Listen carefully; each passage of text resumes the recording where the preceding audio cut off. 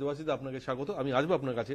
তন্ময়দা, অনেক আশা ছিল হয়তো এই উপনির্বাচনে আপনাদের প্রার্থী হয়তো ভালো ফলাফল করবে, আপনারাও একটা প্রত্যাশার মধ্যে ছিলেন। যদিও গোটা বিধানসভা, কালীগঞ্জ বিধানসভা যদি আমরা একটু ডেমোগ্রাফি দেখি তাহলে দেখা যাচ্ছে যে সংখ্যালঘুদের বাস বেশি, ওখানে ভোটার সংখ্যাও বেশি, হিন্দু ভোটও আছে, কিন্তু আপনারা যে ভোট পেয়েছেন তাতে আমরা দেখেছি যে গতবারের থেকে আপনাদের 2% ভোট কিন্তু আপনাদের ডাউন আছে।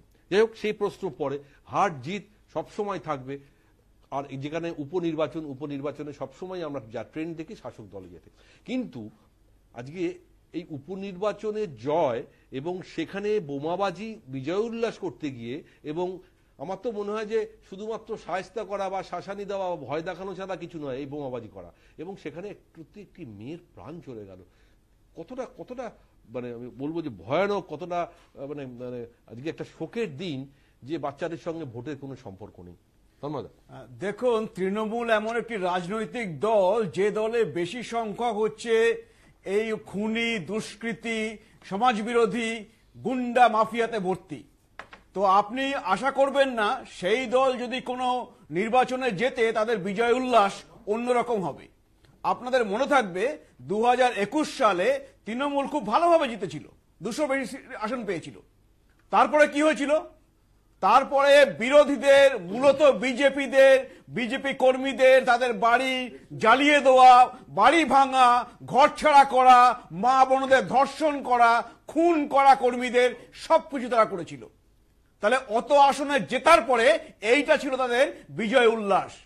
সুতরাং এইটা হচ্ছে আজকে সেই একই রকম জিনিস দেখলেন আপনারা, যে তারা সেই একটি বিরোধী দলের, যেখানে হচ্ছে আপনি যেটা বললেন কংগ্রেস এবং বামেদের সমর্থকরা রয়েছে, সেখানে বাড়ির এই সমস্ত লক্ষ্য করে বোমা ছুটছে।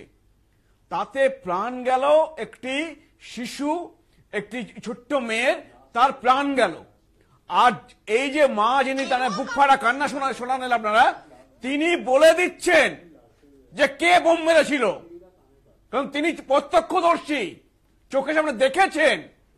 এবং তিনি এটাও বলছেন যে আমরা হচ্ছে আমাদের সমর্থক কিনা আমাদের দেখতে হবে, এবং তিনি এটাও বলছেন যে আমরা ভোট দেইনি বলে আমাদেরকে টার্গেট করেছে। তাহলে এর থেকে কি প্রমাণ হয়? সেই একই রকম জিনিসের পুনরাবৃত্তি যেটা 2021 সালের পরে পুরো রাজ্য জুড়ে হয়েছিল, সেটা ওই আজকে একটা বাই ইলেকশন, একটা ছোট্ট জায়গা, সেখানে হয়েছে। তো এইটাই হচ্ছে তৃণমূল করে থাকে। তৃণমূল মানে হচ্ছে এই যে আজকে যে জয়ের কথা আপনারা বলছেন, এরা হচ্ছে কথা বলছেন, এরা হচ্ছে সংখ্যালঘু ভোটটা পেয়েছে।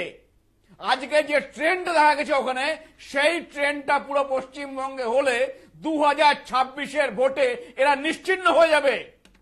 ওখানে আজকে বিজেপি 73% হিন্দু ভোট পেয়েছে। আজকে হিন্দুরা একত্রিত হচ্ছে, জিতে গেছে। কেন? কারণ এই তৃণমূলের জন্য, কারণ তারা দেখতে পাচ্ছে, কথা বলবে, তারা দেখতে পাচ্ছে যে পশ্চিমবঙ্গকে পশ্চিম বাংলাদেশ তৈরি করার চেষ্টা হচ্ছে। তারা শুনতে পাচ্ছে যে তৃণমূলের নেতা বলছে যে একসময় মুসলিমরা মেজরিটি হয়ে যাবে। তারা এটাও দেখতে পাচ্ছে যে মুর্শিদাবাদে মোথাবাড়িতে একের পর এক হিন্দুদের ঘর বাড়ি জ্বালিয়ে দেওয়া হচ্ছে। তো আর কতদিন তারা চুপ করে থাকবে?